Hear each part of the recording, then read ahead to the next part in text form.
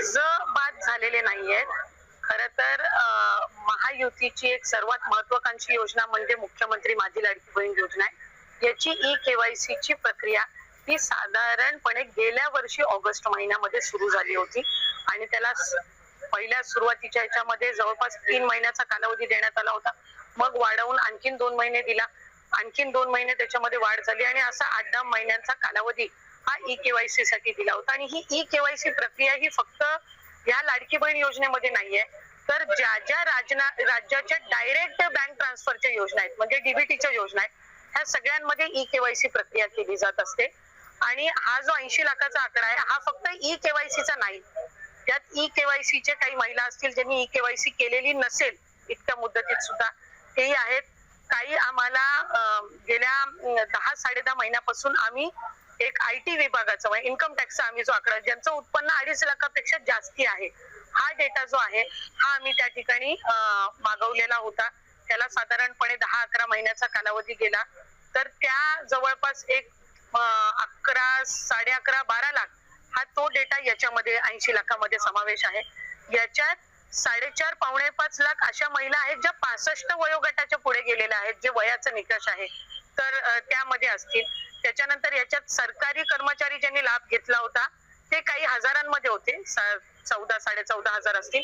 त्यांच्याकडून वसुली जी आहे ही गेल्या 8 महिन्यापासूनच सुरू आहे, त्याच्यामुळे ते याच्यामध्ये आहेत. तर अशा पद्धतीनं काही नमो शेतकरीचे आहेत जे नमो शेतकरीचाही लाभ घेत होते, याचाही घेत होते. तर अशा पद्धतीनं ते साधारणपणे हा आकडा आहे.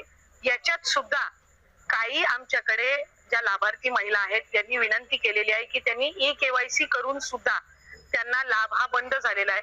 आम्ही त्याची फेर तपासणी करत आहोत जेणेकरून कुठलीही महिला जिने ई-केवायसी केलेली असेल ती लाभापासून वंचित राहता कामा नये. त्याच्यामुळे राज्याचे मुख्यमंत्री देवेंद्र फडणवीस साहेब, एकनाथजी शिंदे साहेब, आदरणीय सुनेत्रा काकी असतील, मंत्रिमंडळ असेल, यांच्या याच्याने आपण ती ज्यांनी ई-केवायसी केलेली आहे पण त्यांचा कदाचित काही कारणास्तव टेक्निकल अडचणीमुळे लाभ बंद झाला असेल ती आम्ही करतोय.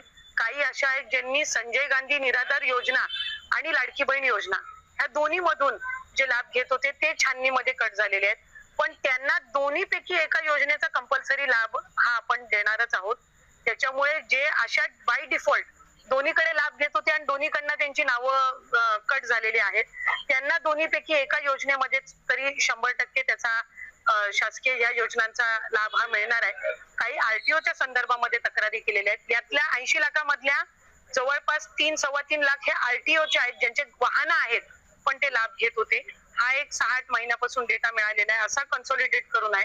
पण त्यातल्याही काही लाभार्थ्यांनी म्हटले की आमच्या नावाने म्हणजे निवेदन आलेली आहे की आमच्या नावाने कुठलंही वाहन नाहीये, तर त्याची फेर तपासणी होईल. तर त्या पद्धतीनं आहे.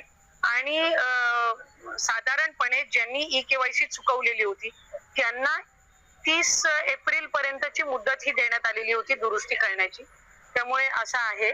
आणि अजून सुद्धा फेब्रुवारी-मार्च महिन्याचा लाभ हा आम्ही गेल्या आठवड्यापासून वितरित करायला सुरुवात केली आहे. त्यामुळे हा आकडा किती असेल म्हणजे वितरित केल्यानंतर हा 7-8 दिवसाच्या कालावधीमध्ये लक्षात येईल. नमस्कार लाडक्या बहिणींनो, मी देवानंद गवांदे आणि आपण बघत आहात टेक्निकल मराठाजी. ताईंनो, या चॅनलवर जर तुम्ही नवीन असाल तर चॅनलला नक्की सबस्क्राईब करा, व्हिडिओला लाईक करा आणि शेअर करायला विसरू नका. तर बघा, ज्या बहिणींची केवायसी झालेली नाही आहे, ज्या अपात्र झालेल्या आहेत, ज्या बहिणी केवायसी करूनही त्यांना लाभ मिळत नाही, त्यांचे हप्ते बंद झालेले आहेत, त्याचबरोबर 65 वर्षावरील ज्या बहिणी असतील, ताई असतील, माता भगिनी असतील, त्यांनासुद्धा या योजनेतून अपात्र करण्यात आलेल्या आहेत, म्हणजेच की बाद करण्यात आलेला आहे सरकारनं. मग आता यामध्ये स्क्रुटनी नियमाप्रमाणे जे काही केवायसी पद्धतीप्रमाणे तुम्ही अशा प्रकारे बहिणींना बाद करत आहात, तर मग त्याच योजनेमध्ये तुम्ही 21 वर्षाच्या वरील बहिणींना सोबत जुळवत आहात, त्यांना मुभा देत आहात की तुम्ही 21 वर्षाचे जर असाल तर तुम्ही या योजनेमध्ये भाग घेऊ शकता.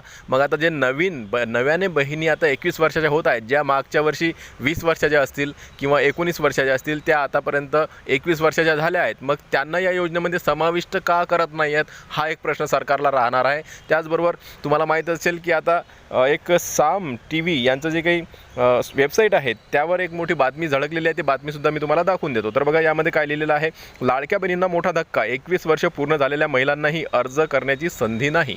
आता तुम्ही बघू शकता 21 वर्ष पूर्ण झालेले आहे, मग त्यांना या योजनेमध्ये समाविष्ट करून घेण्याचं, त्यांचे नवीन फॉर्म घेण्याचं काम सरकार का करत नाही आहे? पण 65 वर्षाच्या वर जर वय वाढलं तर त्यांना मात्र बाद करत आहे. मग 21 वर्ष ज्यांचं वय झालेलं आहे आता नुकतंच, त्यांना या योजनेमध्ये समाविष्ट का करत नाही आहे सरकार? हा एक मोठा प्रश्न आहे. तुम्ही बघू शकता इथं मुख्यमंत्री माझी लाडकी बहीण योजनेचा लाभ घेणाऱ्या महिलांसाठी अत्यंत महत्त्वाची बातमी आहे. सोलापुरात या योजनेचा लाभ घेणाऱ्या महिलांना अनेक अडचणींना सामोरं जावं लागत आहे. त्यामधल्या काही पात्र महिलांना दर महिन्याला मिळणारा 1500 रुपयांचा जो काही हप्ता आहे तो पोहोचत नसल्यामुळे त्या महिला अनेक दिवसांपासून बाल विकास विभागाच्या कार्यालयामध्ये हेलपाटे घालत आहेत. म्हणजे तुम्ही बघू शकता, महिला व बाल विकास विभागाच्या जे काही जिल्ह्याच्या ठिकाणी असेल, तालुक्याच्या ठिकाणी असेल, तिथं जाऊन महिला चौकशी करत आहेत की आमचे हप्ते का थांबण्यात आलेले आहेत, आमची KYC का बरं झाली नाही आहे, आम्ही KYC केली आहे, सक्सेसफुलचा मेसेज आला आहे, तरीही आम्हाला पैसे मिळत नाही आहेत, नेमकं काय कारण आहे? तर त्यामध्ये तुम्ही बघू शकता, सोलापूर विभागातल्या 11,30,563 महिलांना या योजनेचा लाभ सुरुवातीला मिळाला. त्यासाठी राज्य सरकारकडून महिलांना 169 कोटी रुपये वितरित केले गेले होते. पण नुकत्याच झालेल्या KYC पडताळणीत मोठ्या प्रमाणात महिला अपात्र ठरल्या आहेत. त्यामुळे लाभार्थी महिलांची संख्या कमी झाली आहे आणि जिल्ह्यांसाठी लागणारा निधीही कमी झाला आहे. लाडकी बहीण योजनेच्या अटीनुसार 4 चाकी वाहन असलेल्या महिला, वार्षिक उत्पन्न 2.5 लाख रुपयांपेक्षा जास्त असलेल्या महिला, 21 वर्षाखालच्या किंवा 65 वर्षाच्या महिला तसेच इतर काही सरकारी योजनेचा लाभ घेणाऱ्या महिलांना या योजनेतून वगळण्यात आलं आहे. लाडकींच्या योजनेत आणखीन एक महत्त्वाची समस्या समोर आली आहे. योजना सुरू झाली तेव्हा 19 किंवा 20 वर्षाच्या असलेल्या अनेक तरुणी आता 21 वर्षाच्या झाल्या आहेत. नियमानुसार त्या योजनेसाठी पात्र आहेत, पण नवीन अर्ज प्रक्रिया सुरू नसल्यामुळे त्यांना अर्ज करता येत नाही. त्यामुळे बऱ्याच पात्र तरुणींना या योजनेच्या लाभापासून वंचित राहावे लागत आहे. पडताळणीनंतर अनेक महिलांचा लाभ बंद झाला. काही महिलांनी KYC पूर्ण करूनसुद्धा त्यांच्या खात्यात पैसे जमा होत नसल्याची तक्रार केली आहे. त्यामुळे महिला थेट महिला व बाल विकास कार्यालयात जाऊन चौकशी करत आहेत. पण लाभ कधी सुरू होईल याची कोणतीही अधिकृत माहिती अधिकाऱ्यांकडे स्पष्ट नसल्याचं दिसून आलं आहे. त्यामुळे राज्य सरकारने नवीन पात्र महिलांसाठी अर्ज प्रक्रिया पुन्हा सुरू करावी अशी मागणी आता महिलांकडून केली जात आहे. तर बघा, अशा प्रकारे 21 वर्षाच्या महिलांना सध्या अर्ज करता येत नाही आहे, कारण की अर्ज प्रक्रिया बंद आहे. त्याचबरोबर KYCची प्रक्रियासुद्धा बंद आहे. मग सरकार हा लाडक्या बहिणींवर अन्याय करत नाही का? कारण की एकाच नियमातले तुम्ही एकीकडे 65 वर्षाच्या वरील महिलांना तुम्ही बाद करत आहेत, मग 21 वर्ष झालेल्या महिलांना तुम्ही पात्र असून मग त्यांना त्यांचे अर्ज का घेत नाही आहेत, असा सरकारला सवाल आमचा राहणार आहे. त्याचबरोबर लाडक्या बहिणींच्या KYC बाबत बोलायचं म्हटलं तर KYCला अजूनही 2 महिने झाले, अजूनही सुरुवात झालेली नाही आहे. त्याबद्दलची माहितीसुद्धा सरकारकडून आलेली नाही आहे. तर मग आता अशा प्रकारचा अन्याय जर सरकार करत असेल तर मग महिलांनी काय करायचं आहे की महिलांना आता रस्त्यावर यावंच लागणार आहे, अधिकाऱ्यांचा घेराव करावाच लागणार आहे, जिल्हाधिकारी कार्यालयाचा घेराव करावाच लागणार आहे आणि सरकारला जबाब विचारावाच लागणार आहे. तोपर्यंत आपल्याला नवीन KYCसाठी सरकारकडून काहीही माहिती मिळणार नाही. जोपर्यंत आपण आवाज उचलणार नाही, उठवणार नाही, तोपर्यंत सरकार आपल्याला कुठल्याही प्रकारची KYCची प्रक्रियेसाठीची तारीख किंवा वेळ निश्चित आपल्याला सांगणारच नाही आहे. यासाठी काही ना काही प्रयत्न आपल्याला करावे लागणार आहेत ताईंनो. त्याचबरोबर बच्चू कडूसुद्धा आपल्या पाठीशी आहेत. त्यांनीसुद्धा आता लवकरात लवकर पाऊल उचलायला पाहिजे. आपल्या व्हिडिओच्या माध्यमातून आपण हेच सांगणार आहोत की सरकारनं लवकरात लवकर KYCची प्रक्रिया सुरू करावी आणि लाडक्या बहिणींना ज्या पात्र आहेत त्यांना सामावून घ्यावं अशी आपली मागणी राहणार आहे.